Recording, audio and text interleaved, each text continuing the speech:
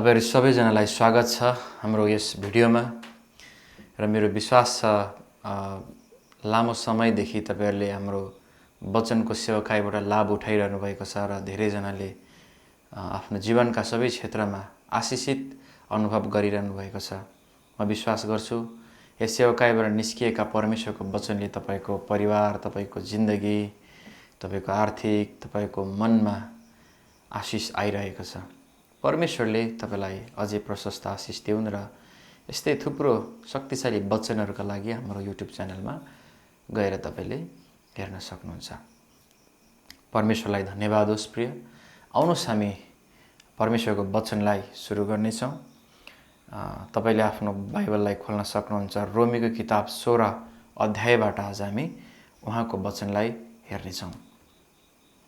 रोमी 16 को 17 मा लेखिएको छ, प्रियजन, भाइ हो, म तिमीहरूलाई आग्रहपूर्वक बिन्ती गर्दछु कि तिमीहरूलाई सिकाइएको धर्म सिद्धान्तको विरुद्धमा फुट र बाधा विघ्न सृष्टि गर्नेहरूलाई नजर राख र तिनीहरूबाट अलग्गै बस।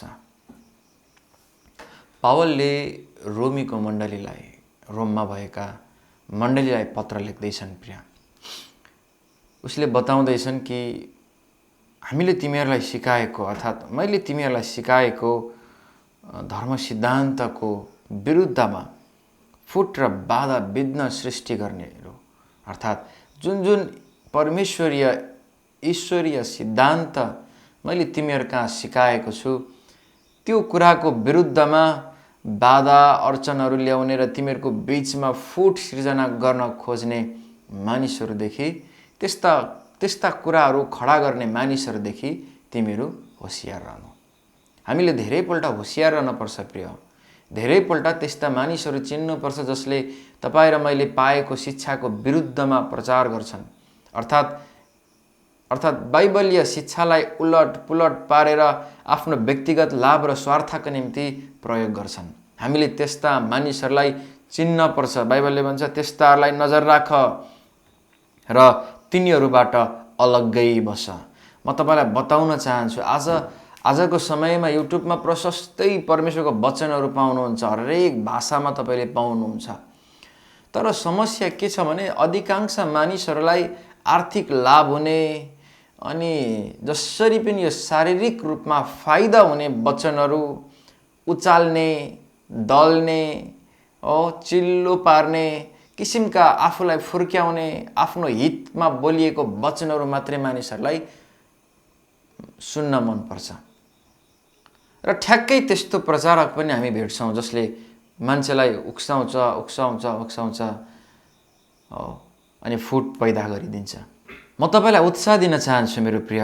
बाइबलले भन्छ परमेश्वरको धर्म सिद्धान्तको विरुद्धमा सिकाउने र फुट पैदा गर्ने त्यस्ता मानिसहरूलाई चिन र त्यस्ताहरूदेखि तिमीहरू होशियार बस। धर्म सिद्धान्त के हो प्रिय? यो वास्तविकतामा भन्ने हो भने येशू ख्रीष्टमा मुक्ति छ। परमेश्वरले आफ्नो पुत्र पठाउनु भयो र उहाँ पुत्रमाथि विश्वास गर्नेले मुक्ति प्राप्त गर्छन् भनिकिन हामीले येशूलाई विश्वास गर्यौं। यो हाम्रो विश्वास हो। पुत्र येशू ख्रीष्टमा अनन्त जीवन छ भनिकिन हामीले भरोसा गर्यौं र विश्वास गर्यौं। यो हाम्रो विश्वास हो। तर परमेश्वरलाई आफ्नो सम्पूर्ण हृदयले, आफ्नो सम्पूर्ण जीवनले, आफ्नो सम्पूर्ण तन मन धनले नै प्रेम गर। यो हाम्रो जीवनको विशेष सिद्धान्त हो। ईश्वरीय सिद्धान्त हो जो हाम्रो हृदयमा परमेश्वरले देख्न चाहनुहुन्छ। त्यहीकारण उहाँले भन्नुभयो सबैभन्दा प्रथम र महान आज्ञा चाहिँ यही हो कि परमप्रभु परमेश्वरलाई आफ्नो सबै कुराद्वारा प्रेम गर, मन तन धन हृदय समय हरेक कुराबाट। पावलले रोमीको मण्डलीलाई परमेश्वरलाई प्रेम गर्न सिकाएका थिए, परमेश्वरसँग हिँड्न सिकाएका थिए।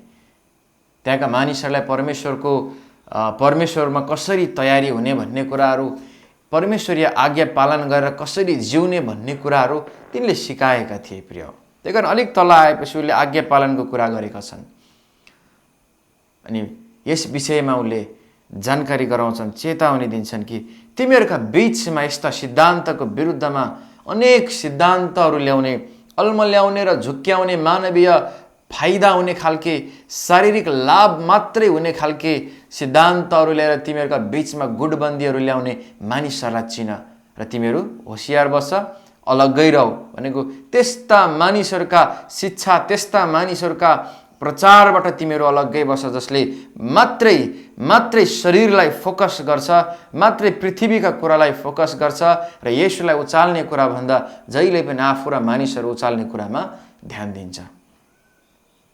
जो गोठालो हुन चाहँदैन तर मालिक हुन चाहन्छ, यस्ता मानिसहरूदेखि तिमीहरू होशियारै बस, किनभने यस्ताहरूले नै हो ईश्वरीय धर्म सिद्धान्तमा खलबलाइदिएर सोझाहरूका हृदयलाई भ्रष्ट पारेर गुटबन्दी ल्याउने र विभिन्न किसिमको फुटहरू सिर्जना गर्ने मानिसहरू यिनीहरू नै हुन्। 18 मा लेखिएको छ, किनभने यस्ताहरूले ख्रीष्ट हाम्रा प्रभुका निम्ति होइन तर आफ्नै पेटका निम्ति सेवा गर्दछन्।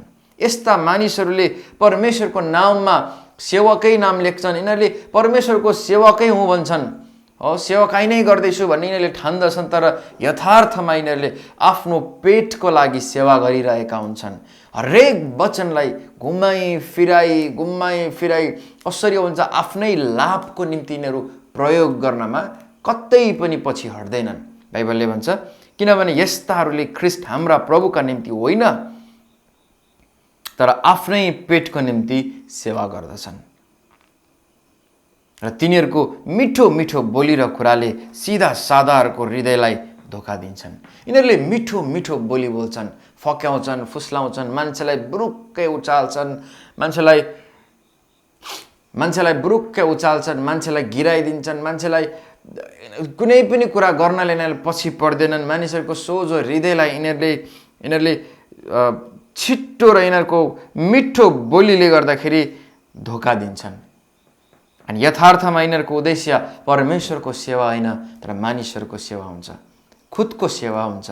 बाइबलमा लेखिएको छ, यस्ताहरूदेखि होशियार जो ईश्वरको परमेश्वरको पुजारी होइन, जो आफ्नै पेटको पुजारी हुन्छ। वास्तवमा जताबाट पनि पेट पूजामा उसले व्यक्तिगत लाभ र व्यक्तिगत धन थुपार्ने व्यक्तिगत स्वार्थको कुरामा उसको फोकस हुन्छ। उसको वचनका हरेक कुरा यस्तै हुन्छ। प्रिय, यस्ता शिक्षाहरूबाट होशियार मण्डली हाम्रो बीचमा फाटो ल्याउने, गुटबन्दी खडा गर्ने, हामीले सिकेका धर्म सिद्धान्तको विरुद्धमा लगेर मानवीय कुरामा फोकस गराउने यस किसिमका मानिसहरूलाई नजर गरिराख, चिनिराख अनि होशियार बस।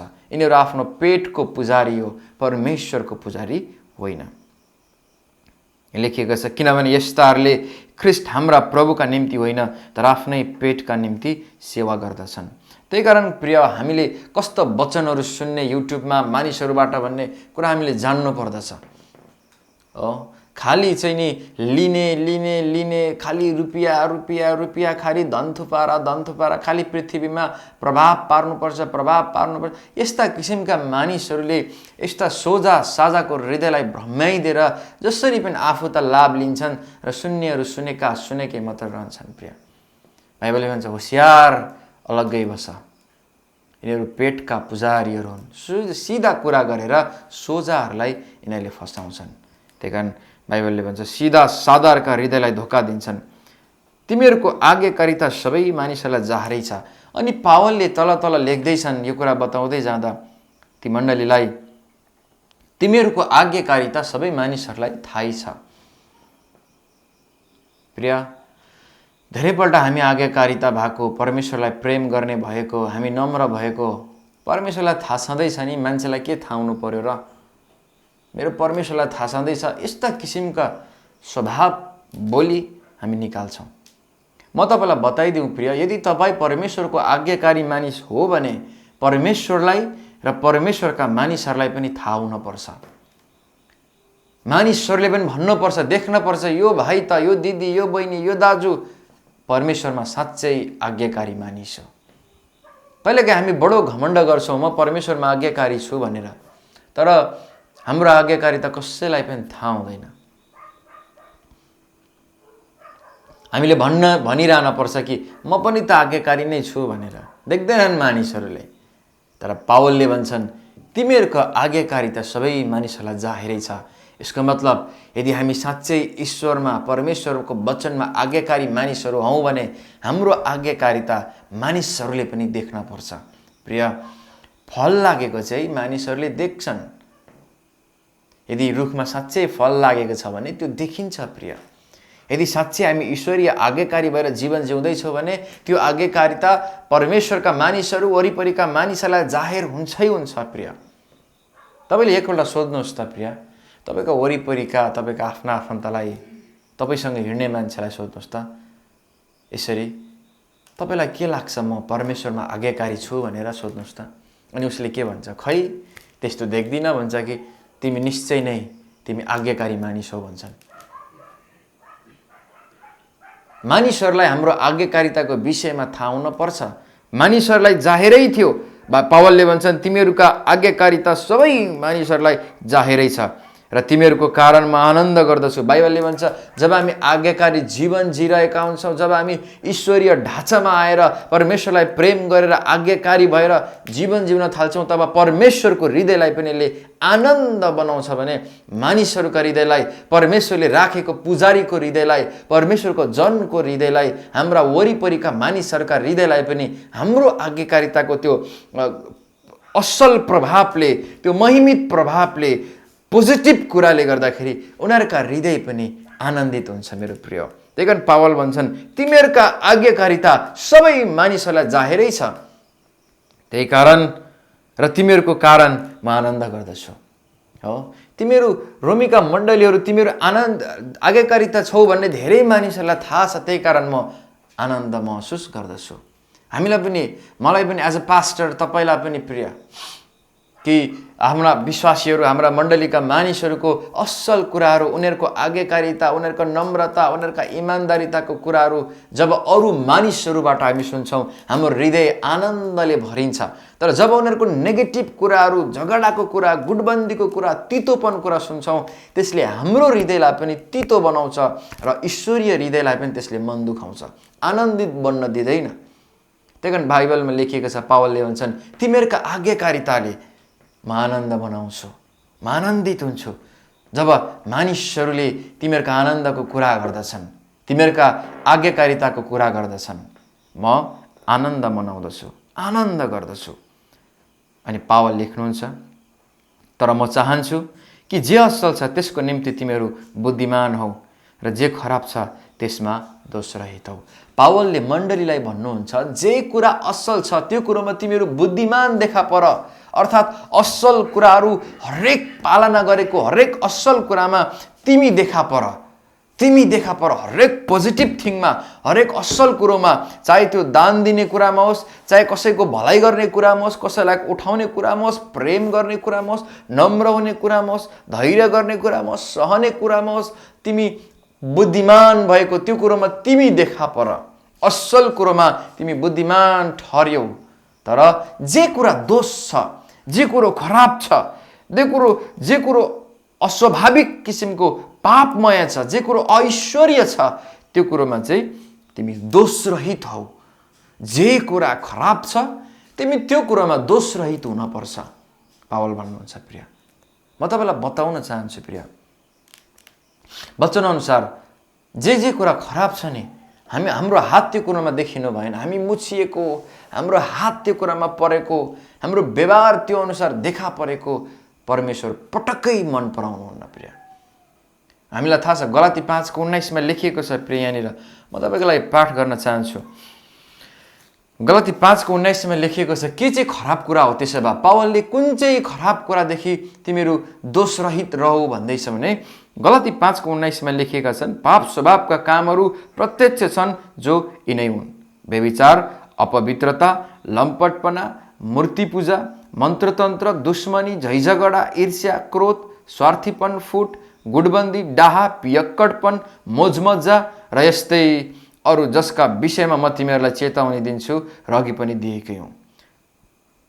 जसले यस्ता कामहरू गर्दछन् परमेश्वरको राज्यका हकदार बन्ने छैनन्।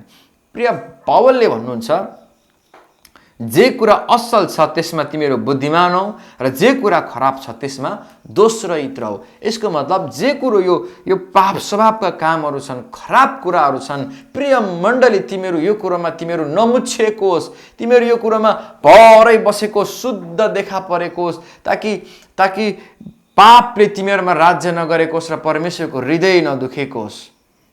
यहाँ लेखिएको छ तिमीहरू व्यभिचारबाट अलग बस, दोषरहित हुनु।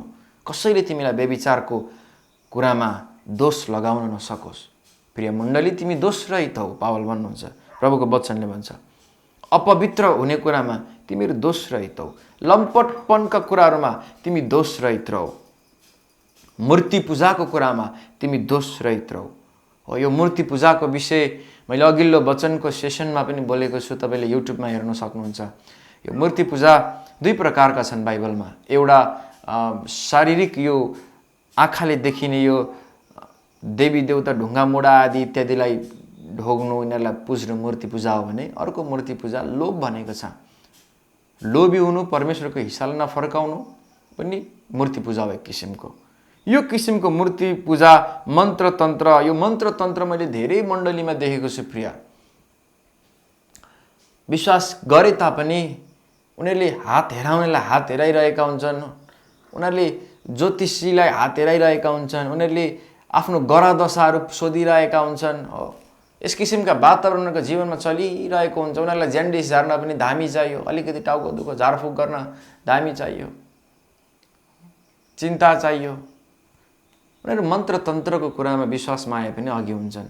बाइबलले भन्छ यस्ता कुरामा पनि प्रिय मण्डली तिमी दोषरहित हुनु। अर्को छ दुश्मनी। दुश्मनी छिट्टो मोल्ने। उसले भनेको मलाई रिस उठेन, अब उसँग दुश्मनी, उसलाई पनि एक दिन म ताल पारेर भन्छु, उसलाई पनि एक दिन म ताल पारेर लडाउँछु, ताल पारेर उसलाई पनि मानिसहरूको अगाडि अपमान गरिदिन्छु। यस किसिमको दुश्मनीबाट पनि तिमीहरू दोषरहित रहनु। झै झगडाबाट तिमीहरू दोषरहित रहनु। झगडाको कुराबाट अलग्गै रहनु। तिमीहरू ईर्षा, क्रोध, स्वार्थीपन, फुट, गुटबन्दी, डाहा, यस्ता कुराहरूबाट तिमीहरू दोषरहित रहनु। पियक्कडपन, यो नखाने कुरा खाने, नपिउने कुरा पिउने, यस्ता यो दोषपूर्ण कामबाट पनि तिमीहरू दोषरहित रहनु। मोजमज्जा र यस्तैहरू धेरै कुराहरू छन्। पावलले रोमीको मण्डलीलाई भनेको चाहिँ प्रिय, जे खराब छ त्यसमा तिमीहरू दोषरहित रहनु।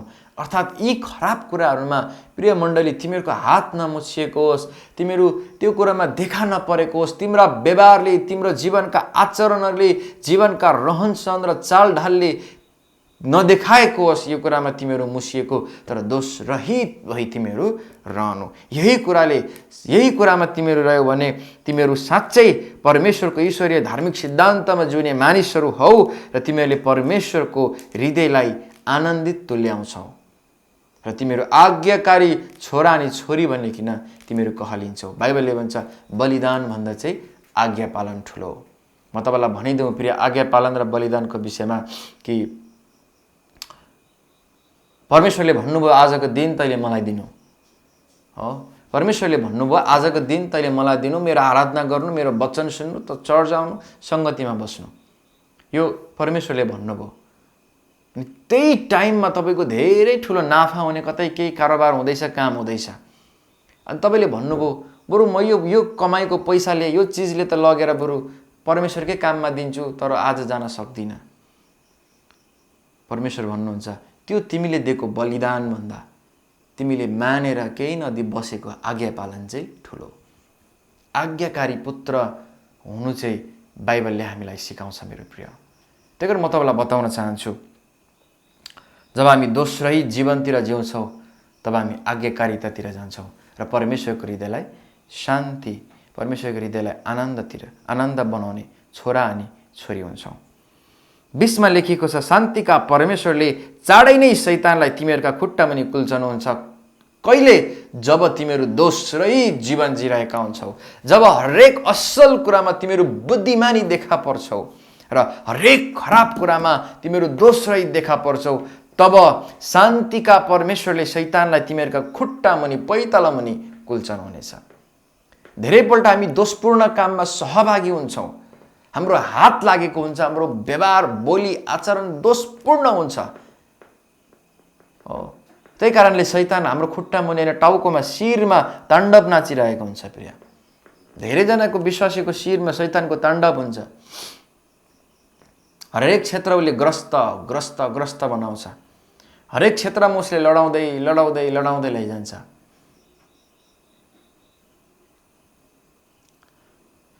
किनभने दोषपूर्ण कामहरूमा सहभागी भएको कारणले गर्दा, नबोल्ने, नखाने, नहेर्ने, नजाने, नछुने, यस्ता दोषपूर्ण कामहरूमा सहभागी भयो भने शैतान हाम्रो शिरमा ताण्डव नाच्न थाल्छ प्रिय। त्यही कारण कति प्रार्थना गरे पनि त्यो ताण्डव नाच्दै गरेको शैतान झर्दैन। अनि पास्टरलाई वाक्कै, विश्वासीलाई वाक्कै प्रार्थना गर्यो, कहिलेकाहीँ परमेश्वरको समयमा उत्तर आउँछ। तर हामी दोस्रै जीवन जियौँ भने नि प्रिय, आस्ते आस्ते बिस्तारै बिस्तारै त्यो शैतानलाई बाइबलले भन्छ शान्तिका परमेश्वरले शैतानलाई तिमीहरूका खुट्टा मुनि कुल्चन हुनेछ। त्यो नाच्न पाउँदैन हाम्रो शिरमा प्रिय। जब हामी दोषरहित भइकन अघि बढ्न थालेका हुन्छौँ तब त्यो हाम्रो शिरमा ताण्डव नाच्न पाउँदैन। हामी विजयी हुन्छौँ। ईश्वरीय जो प्रतिज्ञाका विजयका आशिषहरू छन् त्यो हाम्रो हकदार बन्छ प्रिय। तर आज हामी धेरैपल्ट हारेका छौँ। हाम्रो शिरमा कोही ताण्डव नाच्दैछ, त्यही कारण हामी हार्दैछौँ, किनभने हाम्रो हात दोषपूर्ण काममा छ। हो, संसार यस्तै हो, अलिअलि त गर्नै पर्यो। हो, अनि यसरी हामी दोषपूर्ण काममा हात लाउँछौँ अनि परमेश्वरको आशिष चाहिँ पाउँदैनौँ, जो अत्यन्तै आनन्द लिएर आउँछ, अत्यन्तै आशिष लिएर आउँछ, अत्यन्तै प्रशस्तता लिएर आउँछ। अनि त्यो कुरो पाउँदैनौँ अनि आफ्नो बलबुतामा अलिअलि अलिअलि अलिअलिमा जीवन चलिरहेको हुन्छ अनि यत्तिकै समाप्त हुन्छ। वास्तविक हाम्रो जे कुरा हो परमेश्वरले दिएको त्यो चाहिँ पाइरहेका हुँदैनौँ। म तपाईँलाई उत्साह दिन चाहन्छु प्रिय। कतै हाम्रो हात दोषपूर्ण काममा त छैन, कतै हाम्रो शिरमा ताण्डव त नाचिरहेको छैन शैतान, कि हाम्रो हात र हाम्रो व्यवहार आचरण खराब काममा सहभागी भएको कारणले? होसियार, यदि यस्तो भने आजै फर्कनुहोस्। उपवाससहित पश्चाताप गर्दै प्रार्थना गर्दै फर्कनुहोस्। शान्तिका परमेश्वरले तपाईँको हृदयमा शान्ति ल्याउनुहुन्छ र शैतानलाई तपाईँको खुट्टा मुनि पार्नुहुन्छ। त्यो शैतान चाहिँ हारिसकेको छ प्रिय, हारिसकेको छ प्रिय।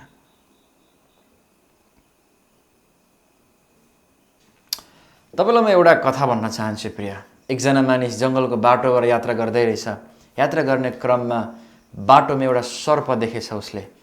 एउटा ठुलो सर्प बाटोमा रहेछ र त्यो मानिस एकदमै डरले भयभीत हुन्छ। अनि भयभीत भएको कारणले ऊ यता बाटोको वल्लो छेउमा बसेर हेरिरहन्छ, कहिले यो सर्प जान्छ र म उता जाउँ, आफ्नो घरतिर जाउँ भनेर त्यो मान्छे बसिरहेको हुन्छ। सर्प पनि त्यहीँ बसिरहेको हुन्छ। घन्टौँ बिच, 2 घन्टा, 3 घन्टा, 5 घन्टा, 6 घन्टा लामो समय बिच ऊ डरले एकदमै गइहाल्यो भने बा खान्ने हो, यो सर्प पनि जाँदैन।